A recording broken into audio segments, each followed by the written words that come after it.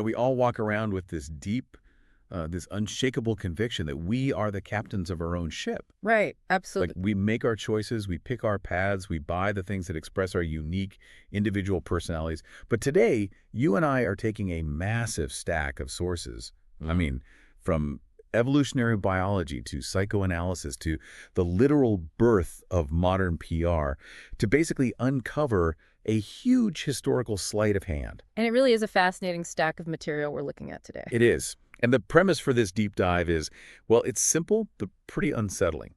It's like finding out the steering wheel in your car isn't actually connected to the tires, but it's connected to the radio volume. That's a great way to put it. You feel like you're driving. You feel the resistance of the wheel as you make these rebellious, sharp turns, but someone else entirely is controlling the actual destination. You're just turning up the noise.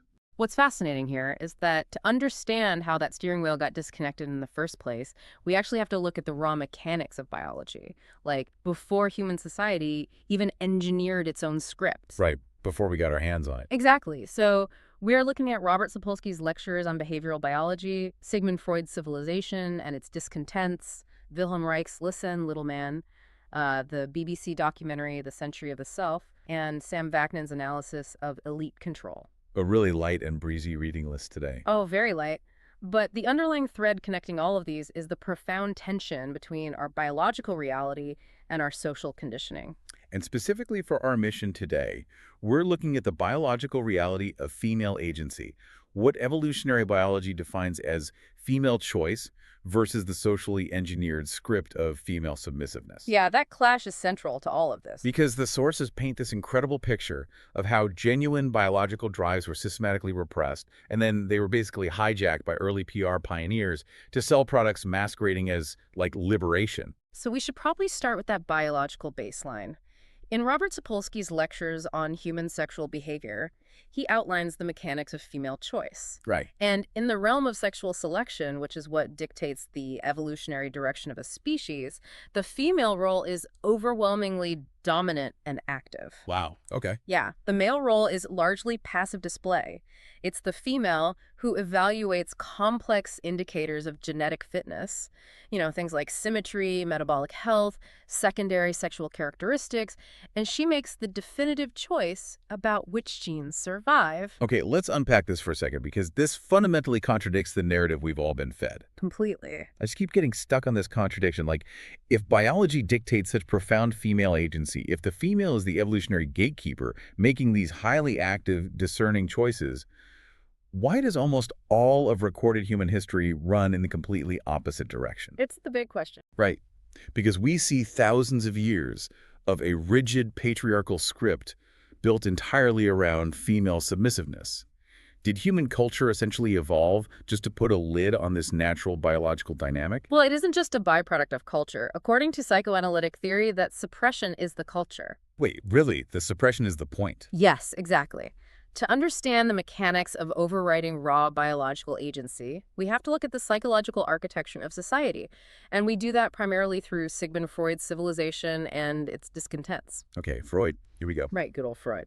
He posited that human beings are fundamentally driven by primitive, chaotic forces and libidinal desires. His core argument was that for any society to function without tearing itself apart in, unrestrained instinct, it requires the active, continuous repression of those raw forces. So the premise of civilization itself relies on suppressing natural agency. Like, true individual freedom is basically viewed as a threat to social order. That was the dominant view, yes. Civilization requires discontent. But it's important to note the psychoanalytic community was actually heavily divided on the consequences of this repression. Right, because of Wilhelm Reich. Exactly.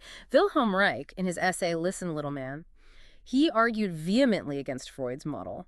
Reich's clinical observation was that repressing the libido doesn't save society. It actually destroys the individual from the inside out. Just rots them away. Yeah, he argued it causes severe neuroses, sickness, and breeds a population that is compliant, fearful, and ultimately easily manipulated by authoritarians. So Reich was essentially arguing to let that biological agency out of the cage, right?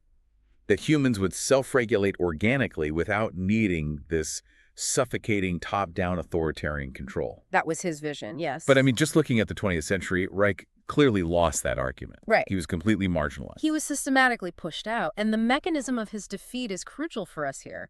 He lost the battle to Anna Freud, Sigmund's daughter, who eventually took over the leadership of the psychoanalytic movement. Oh, wow. Yeah, and Anna Freud codified the concept of ego psychology. She believed that the way to create a healthy individual was to strengthen the ego by forcing it to conform to accepted societal and family patterns.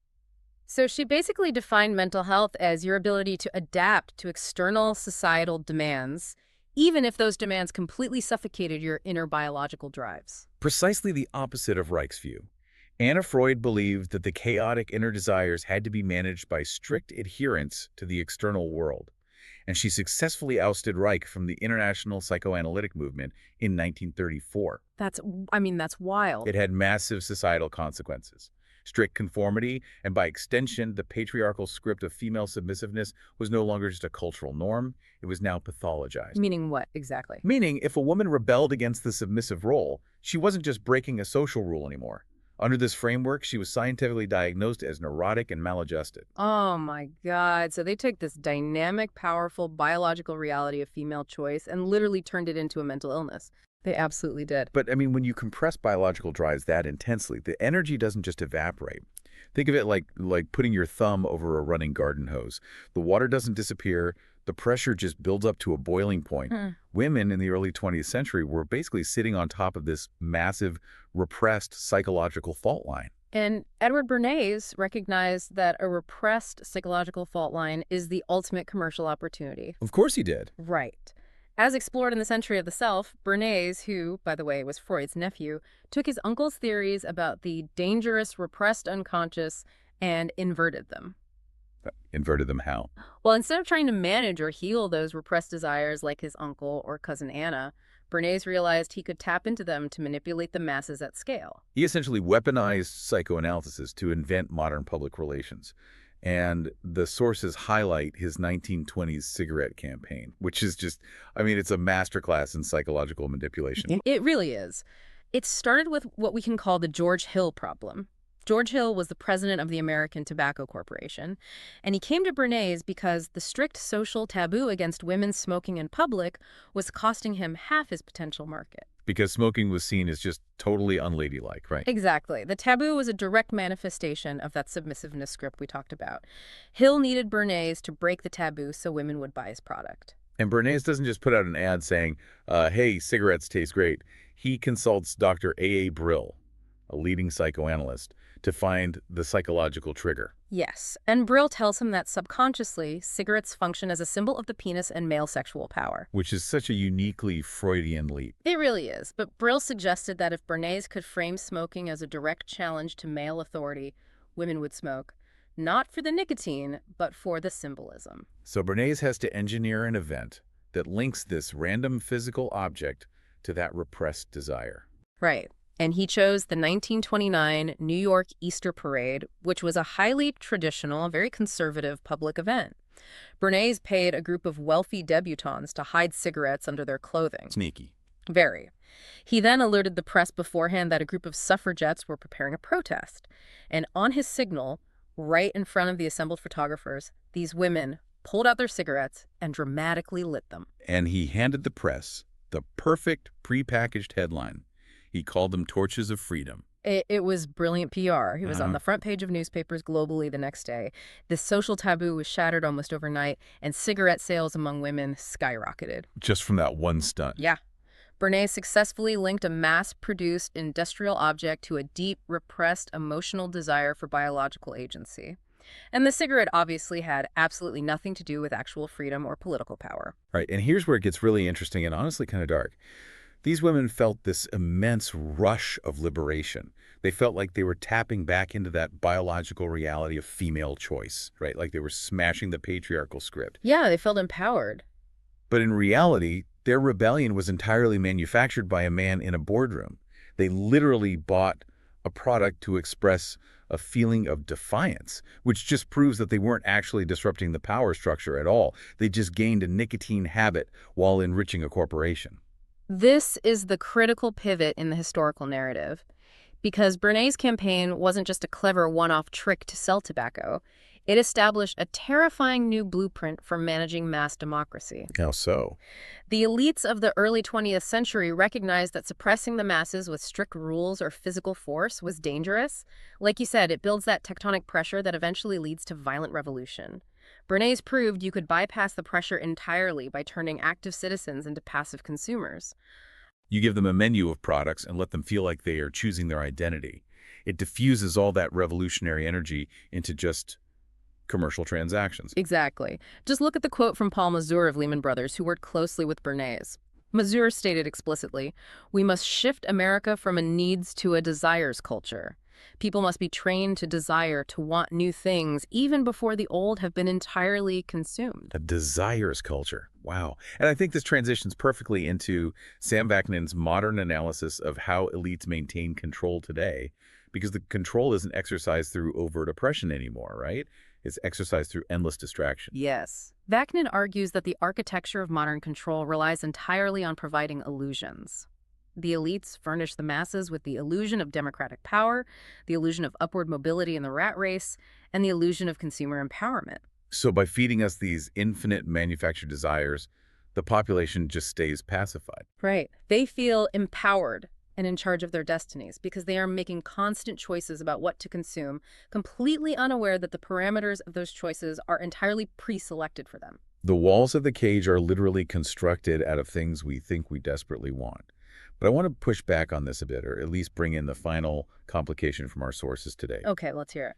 Because if we are being manipulated by elites through these PR mechanisms, that implies that underneath the manipulation, there is still a core, authentic self that could make a free choice if the PR was just stripped away.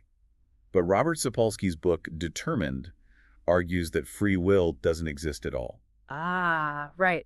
Sapolsky takes the biological argument to its absolute deterministic conclusion. He argues that every single decision a human being makes is the unavoidable result of a biological and environmental equation. So break down that equation for us. Right. How does Sapolsky mechanistically prove we have no choice when we, say, decide to buy that torch of freedom? Well, Sapolsky traces the causality backwards.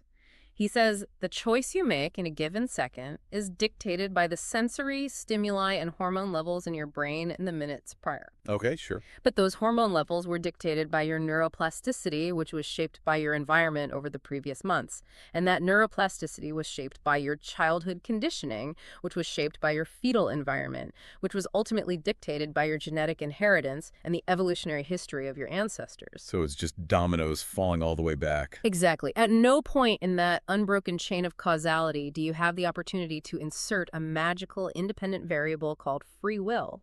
So if that determinism holds true, it actually makes Vaknin's analysis of elite control infinitely more effective. We aren't just being tricked into buying things, our very biology is being hijacked. That's exactly how it works. We feel this profound, biologically determined urge to seek status, or to rebel, or to express agency. And the marketers know exactly how that biology works. They map the psychological vulnerabilities of different demographics, and they prefabricate identities to match those determined biological drives. And the product becomes the substitute for the action. If your biological equation makes you prone to defiance, well, the market provides an edgy, anti-establishment brand of clothing or a countercultural energy drink. Right. You purchase it, the biological urge is temporarily satiated by the feeling of expression, and the structural power dynamics of society remain completely undisturbed.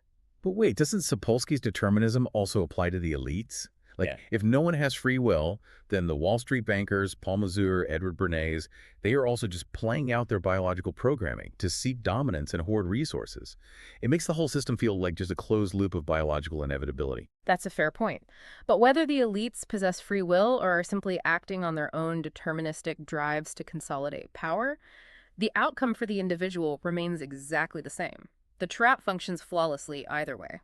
Yeah, I guess it does. The value in understanding Sapolsky and Vaknin simultaneously is recognizing the mechanics of the illusion. The elites manage the population by providing a highly curated menu of choices that satisfy our determined biological urges for agency without ever granting us actual power. Okay, so to recap this wild journey we've been on, we started with the biological reality of female choice, this very active, powerful evolutionary force. Right. Then we saw how human civilization, leaning heavily on Freudian concepts of ego and conformity, systematically repressed that biological agency because it was seen as a threat to social order. And then came Bernays. Exactly. Then we watched Edward Bernays execute just the ultimate psychological heist, taking that repressed emotional pressure and funneling it into a consumer product, selling cigarettes as torches of freedom. And that campaign became the underlying operating system for modern consumer capitalism. It's the recognition that you can neutralize genuine political or biological agency simply by commodifying it. Which brings us to the ultimate question for you, the listener. As anyone navigating this modern desires culture, we are constantly conditioned to buy products, to adopt lifestyles, or to subscribe to platforms that supposedly express our unique individuality. We all feel it. Right? We feel that rush of agency when we pick the brand that perfectly signals our identity to the world. But we are completely blind to the fact that the menu we are choosing from was pre-selected to ensure our quote-unquote rebellion remains entirely profitable and completely harmless to the status quo. And recognizing that is the necessary first step to stepping outside of that manufactured desires culture. You have to internalize the idea that true agency is never found in a transaction. When you purchase an identity, whether it's a physical product or a curated digital persona, you are participating in a game designed by external forces. Your biological drives are just being mined. So the next time you feel that sudden burning urge to buy something, to show the world exactly who you are, or to express your specific flavor of defiance, you really have to pause and ask yourself, who actually benefits from this feeling? Is it me? Or is it a shareholder? It's a question we all need to be asking. Absolutely. And I want to leave you with one final thought to chew on today. We saw how easily the raw, desperate feeling of female liberation was packaged and sold as a literal cigarette in the 1920s.